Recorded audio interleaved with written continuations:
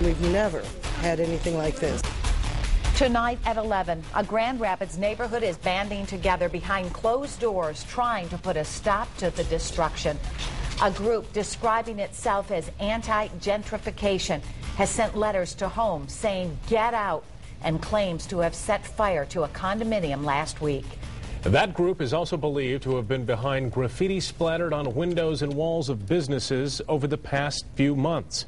It's all happening in the East Hills neighborhood in southeast Grand Rapids. We've been on top of this story all weekend, and tonight our team coverage continues. 24-Hour News 8's Mark Thompson is looking at the underlying issue at hand. But we're going to start with 24-Hour News 8's Leon Hendricks, who was at a meeting tonight where neighbors gathered to try to figure out their next move. Leon? Suzanne and Brian, what's next? That has been the big question through all this. That's been the big question for the people who live in this community. Several of them gathered at a meeting. This is the burnt shell of what started all of this about a week ago. Many of them expressed their concerns tonight. They did it behind closed doors without cameras inside so that they could do so freely. A lot of them expressed outrage about what's going on, and some expressed fear. Today, dozens of people showed up at the meeting, some flat out asking, should we leave? Others were there to take a bold stance against whoever wrote those letters. This is not tolerated. Whoever the terrorists are who are trying to make this community feel unsafe, we don't accept that at all. The residents who received the letters live in the newly built Fairmount Square townhomes. Some of them were at the meeting. None wanted to appear on camera. This is a horrible travesty of justice that is going on right now with somebody, some urban terrorist, threatening their property. Another topic at the meeting, the root concern in that mysterious letter, gentrification and whether or not it's happening in the area. Some came to voice their opinions that it exists.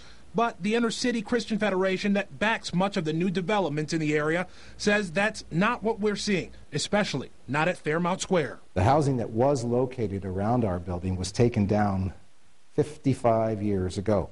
So the concerns that people were displaced by this development are indeed incorrect. Whatever the message, most all voiced anger about the method of sending it.